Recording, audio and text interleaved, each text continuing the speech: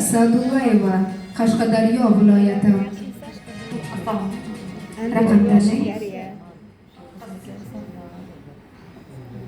Bahodir Murod Ali. 1 daqiqa vaqt. Sharhlashingiz mumkin mavzuda 2 daqiqa. Bahodir Murod Ali o'zbek adiblaridan, o'ziga xos o'ringa ega bo'lgan adiblardan. Uning Ko'kto'lni tarixiy romani bilan tanishganmiz. Tarixiy mavzudagi Ko'kto'lni roman ijodiga keladigan bo'lsak, uncha ko'p asarlari yo'q. Bahodir Murod Alining Ko'kto'llar asari birinchi o'zbek adiblari orasida birinchilardan bo'lib, o'sha sho'rolar, ya'ni mustabid tuzumga qarshi bosh ko'targan qurboshilar haqida hikoya qilgan asarlardan hisoblanadi. Bu asar orqali o'sha xalqni birikishga, o'sha tarixiy haqiqatni yoritib bergan qimmatli asarlardan hisoblanadi. Chunki o'sha davrda mustabid tuzum tomonidan bosmachi deb oddiy xalqqa noto'g'ri tushuncha berilgan, aslida vatanni ozod qilishga kurashgan o'g'lonlar bo'lganligi, Asqar Alibek, Umar Alibek, Shoh Mirzobek kabi qurboshilar misolida aytadi. Yana bunda Islomxon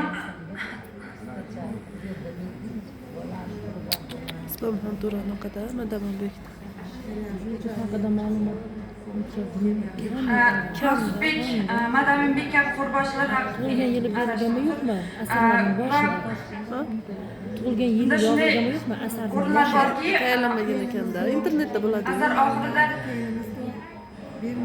qurshovga tushib qolgan Asqar Alibekning otini aytadi. Misol qiladiki, o'sha paytdagi xalqimizning ahvoliga taqqoslaydi. Yurt kabi o'rovda, yurt kabi chorasiz, yurt kabi egasiz degan fikrlar bildirgan. Tarixiy haqiqatni bizga birinchilardan bo'lib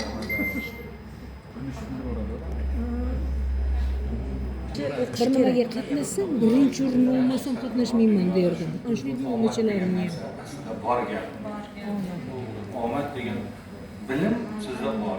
Misol uchun sizga deylik Abdulla Qodirov tushib qolsa, Cho'lpon tushib qolsa, uni hammasini ma'lumotni 2 daqiqaga sig'dira olmasdan qiynalib ketasiz.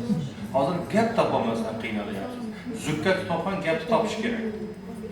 Hozir Ko'kto'lliklar u o'qigansizlar uni. Hozir shu haqida gap qilsa, lekin uni antologiyada Oqtush degan juda go'zal bir it haqida hikoyasi bor. Yoki bu insonni kechagina boshqa kitoblarga aytdim shekilli, aynan mana shu Andijonda tug'ilgan, Paxtobodda tug'ilgan, 1951-yilda tug'ilgan, 2016-yilda vafot. Shu toifadagi fikrlar kerak edi.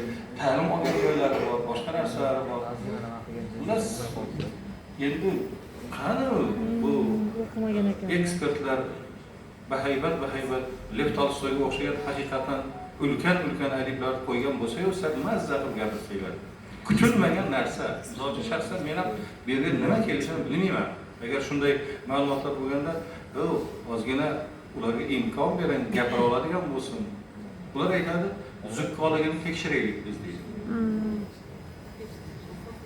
O'ylda sizga bir ovozdan hakamlar 36 ball qo'ydi.